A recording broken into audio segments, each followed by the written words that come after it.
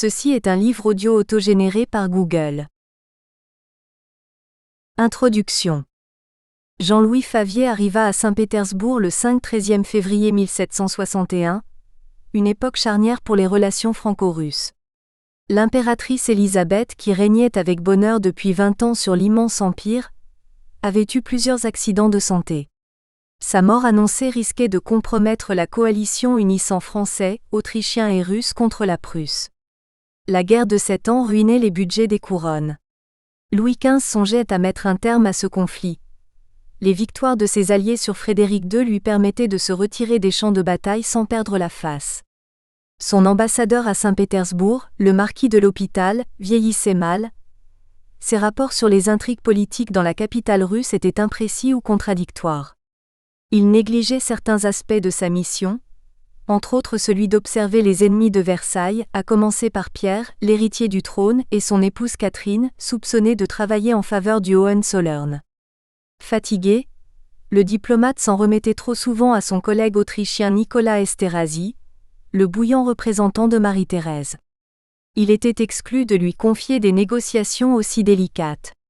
Le roi voulait le remplacer par un homme jeune, dynamique, féru de relations mondaines, et il le trouva en la personne du baron de Breteuil.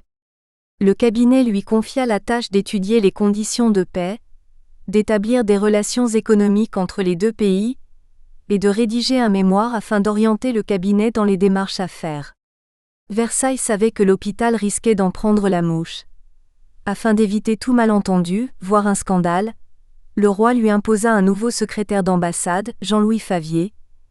Il confia à ce quinquagénaire la mission secrète d'aplanir les rivalités entre les deux hommes. Ce clerc était initié au secret du roi, la double politique de Louis XV pratiquée à l'insu de son cabinet et de ses ambassades. Il s'était rendu célèbre pour son hostilité au renversement des alliances qui avait donné lieu, en mai 1756, à la coalition réunissant la France et l'Autriche, à laquelle la Russie se joignit 7 mois plus tard. Intrigué par le franc-parler de cet inconnu qui le rejoignait dans son fort intérieur, Louis XV vit en lui l'homme idoine pour aplanir les tensions. Favier devait évaluer la situation politique dans le Nord, préparer un projet de traité commercial et espionner l'hôpital afin qu'il ne contrariât pas les négociations du baron de Breteuil. Jean-Louis Favier, par son expérience, ses écrits et ses contacts étaient-ils vraiment à la hauteur de sa tâche ? Une vie en marge du cabinet des affaires étrangères. Jean-Louis Favier naquit à Toulouse en 1710. Reçu avocat au Parlement de sa ville natale, il hérita en 1731 de la charge de son père qui avait été syndic général des États de Languedoc. Incapable de gérer les finances, il en démissionna la même année. Libertin, vagabondant entre l'Espagne, le Portugal et l'Angleterre, il finit par s'installer à Paris où il se lança dans le monde de l'édition. Il sortit alors le Spectateur littéraire, une feuille consacrée à l'analyse des parutions les plus récentes. Faute de trouver des souscripteurs, l'entreprise s'arrêta après le premier numéro. Malgré cet échec, Favier sut se faire un nom dans les salons parisiens. Marmontel en brossa le portrait suivant. Ce provincial associait l'insouciance d'un sauvage à la plus profonde dissolution des mœurs. Doté d'un grand talent oratoire, il se distinguait par son esprit et ses connaissances.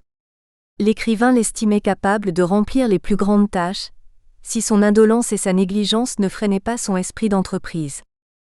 Après avoir retenté sa chance avec des publications anonymes, Favier se tourna vers la carrière diplomatique et devint, en 1749, secrétaire de la députation française à Turin rattaché au marquis Joachim Trotti de la Chétardie.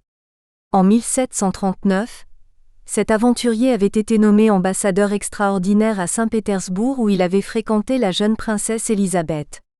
Leur relation avait donné lieu aux spéculations les plus folles, certains prétendaient qu'ils étaient amants. La Chétardie avait été le maître d'œuvre du coup d'État de la fille de Pierre le Grand.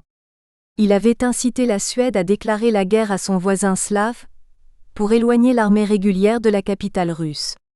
Le représentant de Louis XV avait offert argent et eau-de-vie aux gardes Préobrajenski, Ismaïlovski et Simionovski afin qu'elles renversent un gouvernement enclin aux puissances germaniques. Le 25 novembre 1741, la jeune femme avait réussi à s'emparer de la couronne avec l'aide de ces régiments spéciaux créés par son père. La Chétardie était restée à ses côtés et l'avait conseillé lorsqu'elle composait son premier gouvernement. Chargé de mener les négociations de paix entre la Suède et la Russie, il avait échoué parce qu'il s'enlisait dans sa fonction de représentant de Versailles, incompatible avec ses relations étroites avec l'impératrice de Russie. Il avait été rappelé en septembre 1742.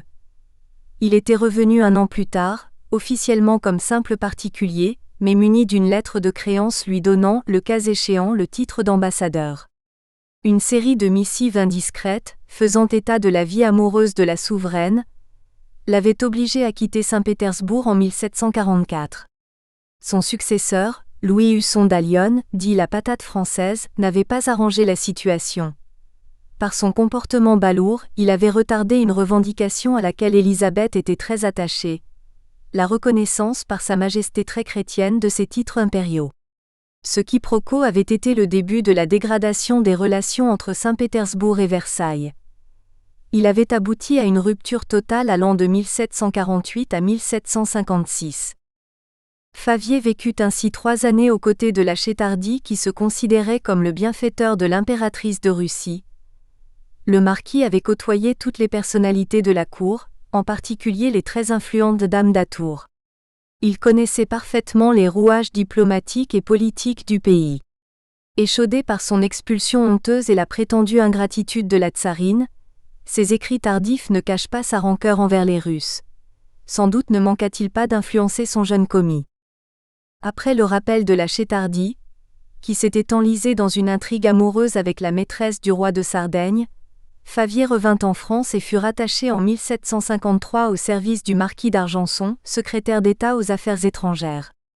Favier fit scandale en rédigeant ses doutes et questions sur le traité de Versailles du 1er mai 1756 entre le roi et l'impératrice reine de Hongrie, où il avertit des pièges de cette convention signée entre la France et l'Autriche. Cet accord suscita un tollé dans les milieux diplomatiques. Ce renversement des alliances, selon la définition française, ou ce changement de système suivant les Russes, était vécu comme un pacte dénaturant, artificiel, déstabilisant l'équilibre entre les puissances européennes. Le manuscrit trouva l'approbation du ministre et celle du dauphin en personne, mais Favier fut démis de ses fonctions lorsque d'Argenson quitta les affaires étrangères. Après quelques mois de disgrâce, il rejoignit le service diplomatique sous le ministère du duc de Choiseul, son protecteur. En 1759, Favier passa quelque temps en Espagne aux côtés du comte Alexandre R. Vorontsov, le neveu du grand chancelier de Russie. Le jeune homme était chargé de présenter les compliments d'Élisabeth à Charles III, le jour de son couronnement. Cet aristocrate russe avait été recommandé par le marquis de l'Hôpital, qui souhaitait le faire entrer à l'école des chevaux légers. La présence de Favier à ses côtés n'était pas fortuite. Il fut officiellement nommé accompagnateur de Vorontsov pendant son grand tour. En réalité, il devait étudier les ressources du royaume ibérique et préparer une alliance avec le nouveau roi. Le succès de cette mission, il rédigea un important mémoire sur le pays, valut à ce clerc une promotion dans au sein de l'administration des affaires étrangères. Choiseul songea naturellement à Favier, lorsqu'il fut question de remplacer le chevalier d'Éon à l'ambassade de France à Saint-Pétersbourg. Sans doute ses connaissances acquises sur la Russie, grâce à Vorontsov et à la Chétardie, contribuèrent-elles à une nomination aussitôt contestée par certains membres du cabinet. Favier partit pour la Russie en compagnie de l'abbé Jean-Chappe d'Autroche, chargé par l'Académie des sciences impériales d'observer le passage de Vénus sur le Soleil à Tobolsk. L'expérience de l'astronome en Sibérie donna lieu à un des plus virulents pamphlets contre la Russie. Publié en 1768, il suscita l'ire de l'impératrice Catherine II qui rétorqua par un antidote furieux. Dans sa relation, Chappe raconte sa traversée périlleuse de l'Europe en compagnie du secrétaire, chargé de dépêches importantes pour le marquis de l'Hôpital. Les deux hommes prirent un retard considérable en évitant les brigands ou en cherchant des auberges correctes. Accidents et intempéries, les habituels topoïs du voyage, firent le reste. Une escale à Vienne fut de mauvais présage. Accueilli avec bienveillance par Konait, le père du rapprochement franco-autrichien, Favier suscita la méfiance de César Gabriel de Choiseul, alors ambassadeur de France. Il détestait son cousin éponyme, auquel le secrétaire ne cessait de se référer. Arrivé à Saint-Pétersbourg le 5-13 février 1761, l'abbé et le commis se précipitèrent à l'ambassade où le baron de Breteuil allait remplacer le marquis de l'Hôpital. Les deux diplomates étaient censés cohabiter dans l'attente que la guerre contre Frédéric II, parvenue à un tournant après les victoires des Russes, puisse trouver une issue pacifique. Chappe partit quelques jours plus tard pour Tobolsk. Favier fut aussitôt chargé d'étudier les conditions pour signer au plus vite un traité de commerce avec la Russie. Le cabinet le voyait, employé fort utilement dans cette négociation. Sa principale commission se révéla plus délicate. Il devait persuader le marquis de l'Hôpital de suivre ses avis et l'empêcher de contrarier les négociations de Breteuil. Le petit secrétaire avait un pouvoir certain. Si monsieur de l'Hôpital se refusait au conseil du sieur Favier, ce dernier était en droit de dénoncer son supérieur auprès du cabinet et auprès du baron de Breteuil, pour que de concert ils puissent en prévenir les mauvais effets. Les instructions vont même plus loin.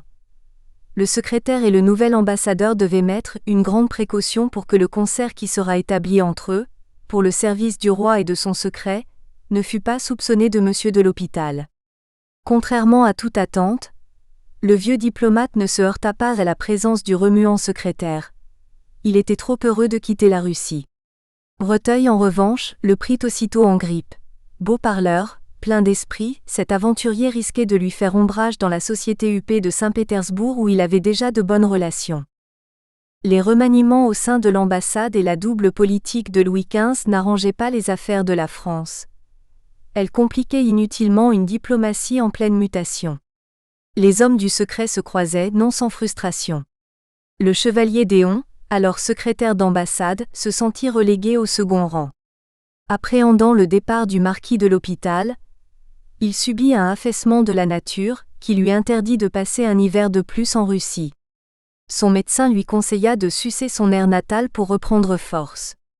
En réalité, le chevalier, qui ne s'affubla jamais de robes, paniers ou mouches en Russie, refusa de se contenter du rôle de pharisien. Proche du marquis de l'Hôpital, il craignait l'ire du roi et préféra regagner l'armée pour combattre Frédéric II et se refaire une virginité politique. Favier entreprit de refaire le travail du chevalier Déon, jugé aléatoire et peu fiable. Celui-ci avait rédigé un mémoire sur la Russie, dont la version définitive fut rédigée dans la première moitié de 1758. Déon avait scrupuleusement suivi la rhétorique du mémoire diplomatique et respecté l'ordre thématique requis. Une description du pays suivie de celle de ses ressources naturelles, puis d'une analyse du commerce, des manufactures et des finances. Il se vantait de ses découvertes et réflexions sur le mode de recrutement dans les forces maritimes et terrestres. L'observation sur le terrain le fascinait. La cour et le génie des grands, masculins ou féminins, leur réseau, cabale et intérêt monopolisaient son attention. Or il avait recueilli ces informations de seconde main et elles restaient de ce fait pauvres. Déon prétendit avoir observé le peuple, mais il ne laissa aucune information novatrice dans ses papiers. Favier prit donc sa relève et s'appliqua à écrire des observations, un texte exceptionnel, témoignant de la perspicacité de ce fin politique. Il décida de commencer par les personnalités les plus en vue, à la cour russe. Dans les premiers chapitres, Favier trace de remarquables portraits, celui d'Élisabeth vieillissante, ceux de Pierre et de Catherine dont les caractères sont brossés avec beaucoup de perspicacité. L'analyse du rôle de ce vaste empire dans les relations internationales occupe cependant la majeure partie du texte. Il mit tout son zèle à évaluer le poids de la diplomatie russe sur l'échiquier européen, les rapports du grand pays slave avec ses voisins et les grandes puissances occidentales. Fidèle à ses instructions, il consacra 2 longs chapitres à la théorie et à la pratique du commerce, avec ses avantages et ses pièges, afin d'avertir sa hiérarchie des problèmes à retenir lors de la rédaction du traité économique. La France devait établir un commerce direct et réciproque avec la Russie, et priver les Hollandais et Anglais, principaux importateurs de produits manufacturés à Saint-Pétersbourg, de leurs négoces lucratifs. Comme son prédécesseur, le nouveau secrétaire eut rarement accès à la cour. Il ne côtoya point Élisabeth, figée dans la maladie.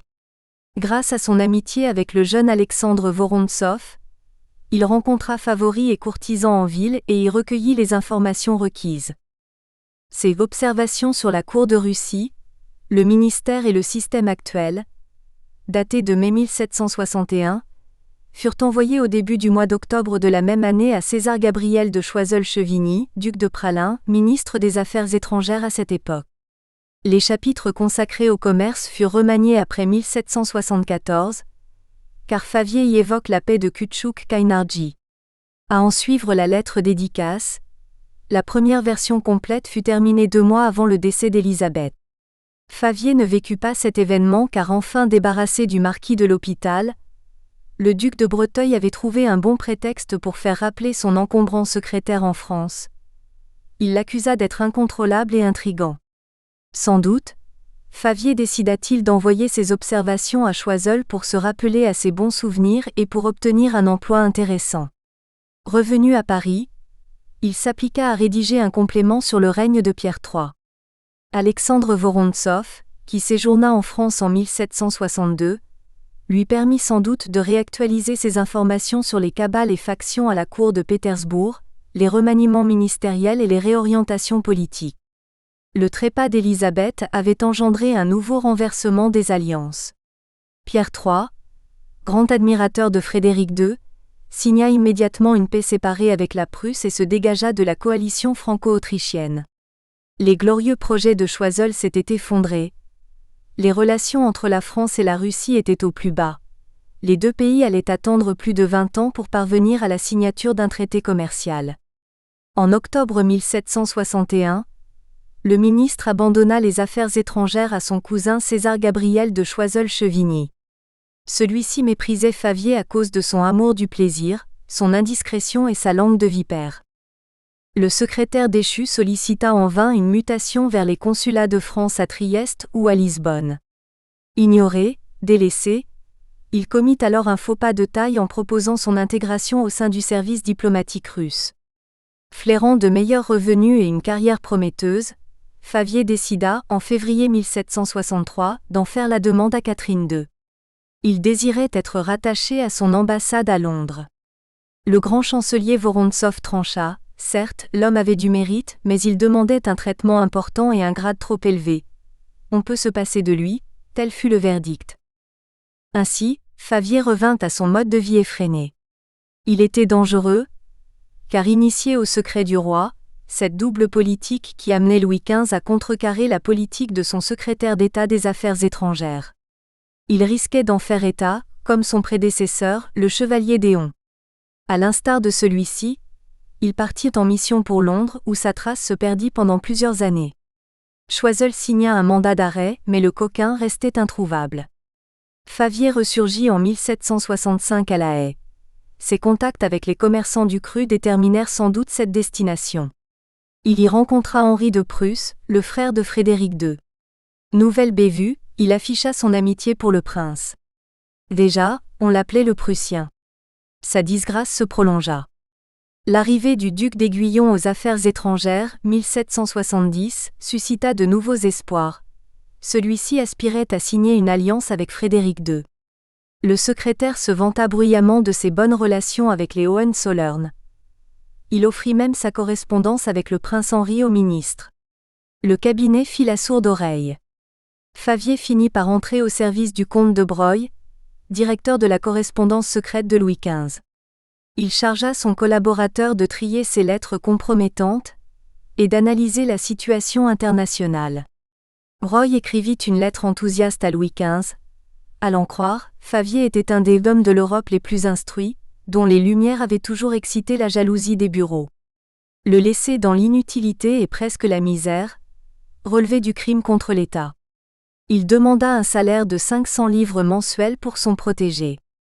Encouragé, Favier s'exécuta et rédigea en moins d'1 mois ses conjectures raisonnées sur la situation actuelle de la France dans le système politique de l'Europe.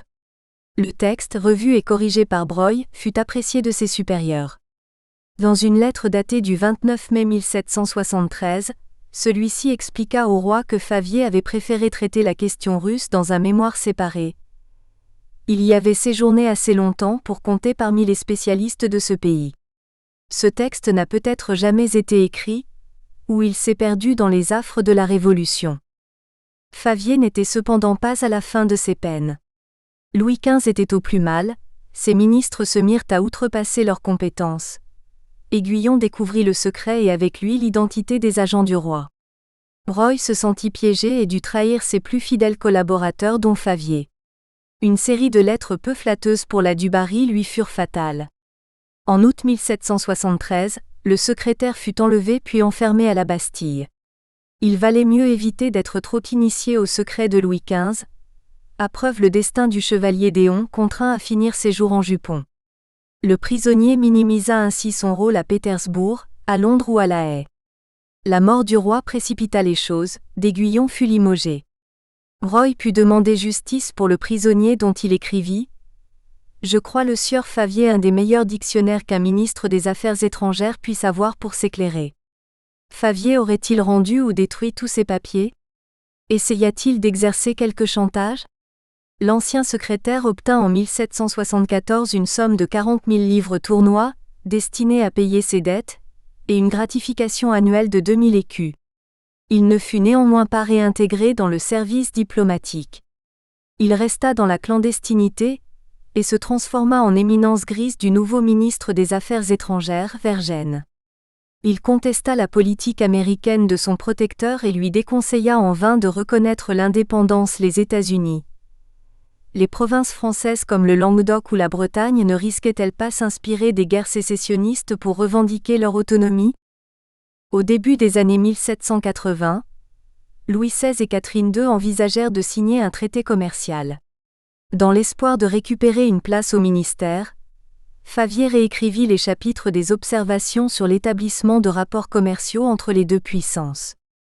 Vaine besogne, Russes et Français préférèrent s'inspirer du projet de convention rédigé en 1745 par Dallion et le consul de France Saint-Sauveur. Les négociations aboutirent en 1787 à la signature de cet accord tant recherché. Favier ne vécut plus cet événement. Il s'était éteint à Paris à 2 pas du Palais Royal, le 2 avril 1784. L'ancien syndic général des États de Languedoc et envoyé en différents gouvernements, était décédé des suites d'une longue maladie, dans un appartement situé au premier étage avec vue sur cour, au sein de l'hôtel de Luçan, 6 rue Croix des Petits Champs, dont Jérôme Jean-Gilbert Aladame, avocat en Parlement, était le propriétaire. Favier continua à obséder les cabinets, du moins ses papiers ou ce qu'il en restait. Le jour même, Marie-Joseph Chenon fils, commissaire au Châtelet de Paris, fut appelé pour procéder à la position des scellés. À peine arrivé, Chenon fit informer le secrétariat d'État des Affaires étrangères de la présence de papiers rangés dans un secrétaire intéressant ses services. Vergennes réagit aussitôt. Ces documents sensibles devaient être remis entre les mains de Sémonin, alors chef du dépôt général des Affaires étrangères. Le principal commis de ce dépôt, Poisson, fut envoyé à Paris, pour, nonobstant toute opposition, examiner lesdits papiers, en séparer et retirer tous écrits, lettres, notes, minutes, apostilles et mémoires qu'il jugera avoir rapport à son service ou intéresser son administration, et desquels les gardiens et dépositaires demeurés et valablement déchargés envers ladite succession sur le récépissé simple et sans indication des matières et objets desdits papiers. Cette note datée du 3 avril 1784 était signée par Vergennes et le roi en personne. Sa Majesté ordonna que toute facilité et assistance nécessaire lui soit donnée pour la recherche dont nous le chargeons. Poisson en donna une copie, certifiée véritable, datée du 5 avril 1784 à Chenon. 7 personnes s'opposèrent à la levée des scellés, parmi elles le propriétaire de l'hôtel particulier, ainsi que les médecins et chirurgiens qui avaient soigné Favier. Joseph Ignace Guillotin et Bouvard, tous deux docteurs en médecine, avaient fait 29 consultations. Guillotin avait effectué 134 visites dont certaines de nuit depuis le 11 septembre 1781, époque à laquelle le comte de Broglie lui a fait accorder 25 louis pour soins antérieurs. Enfin, Guillotin déclara avoir également prodigué jour et nuit des soins à Favier, pendant qu'il logeoit près de lui, rue des Bons Enfants, depuis le 1er octobre 1782 jusqu'en février 1784, notamment dans l'affreuse maladie qui a duré pendant tout l'hiver et tout le printemps 1783. L'ensemble des frais d'honoraires dus par les héritiers s'éleva à 2232 livres tournois.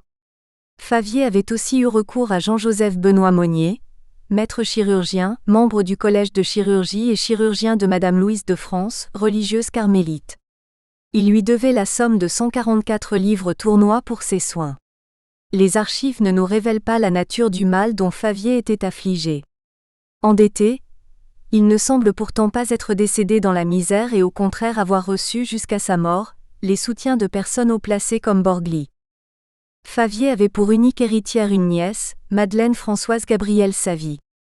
Avertie du décès de son oncle, elle monta à Paris et se présenta devant Chenon le 30 avril 1784. Le 3 mai suivant, elle nomma Louis-Nicolas Griveau, notaire au Châtelet de Paris, pour procéder à l'inventaire des biens ayant appartenu à son parent. Le seul papier mentionné dans cet inventaire était l'acte du bail de l'appartement, fait sous seing privé le 1er février 1784, pour une durée de 3 ans à compter du 1er avril 1784, moyennant 750 livres tournois de loyer annuel. Favier était décédé le lendemain de son emménagement. Qu'étaient devenus ces papiers? Furent-ils cachés dans des archives ou détruits? Disparurent-ils pendant la Révolution ou les incendies de la Commune? Furent-ils achetés par quelques collectionneurs après 1789? Quoi qu'il en soit, Favier continua à préoccuper le cabinet et Louis XVI en personne, bien au-delà de sa mort.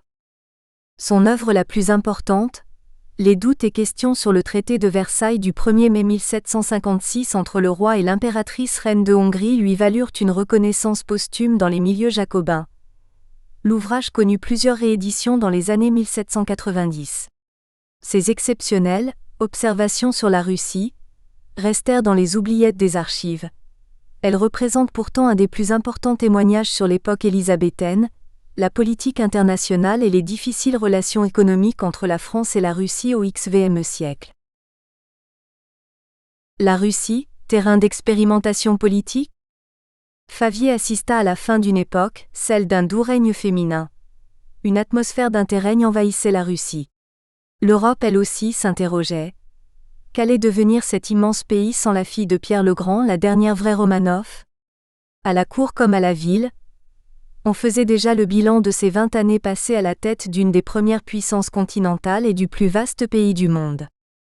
Le règne de l'impératrice Élisabeth forma de son vivant un sujet à controverse. Une de ses premières décisions politiques, l'abolition de facto de la peine capitale, la rendit aussitôt célèbre et suscita la polémique. Son action politique divisa ses contemporains. Pour les uns, Voltaire par exemple, elle perfectionna les réformes commencées par son illustre aïeul et prépara le terrain de la politique éclairée de Catherine II. Selon Staline, artificier impérial et membre de l'Académie des sciences de Saint-Pétersbourg, elle était aussi responsable de la renaissance d'une civilisation plus moscovite, originellement russe. Aux yeux de ses détracteurs, Michel C.H. Tcherbatov entre autres, elle fut l'instigatrice d'une régression évidente et responsable d'un dévergondage général des mœurs, malgré sa bigoterie et ses concessions envers son Église. Frédéric II posa la question épineuse sur la légitimité d'une femme à la tête d'un État aussi puissant. Le rôle des conseillères, favorites, amies ou simples paysannes prit une envergure particulière pendant ce règne, notamment à cause des lois formées en leur faveur. Restriction des châtiments corporels, remaniement des droits d'héritage et de divorce, récupération de la dot en cas de maltraitance. Élisabeth maniait le pouvoir selon un mode féminin.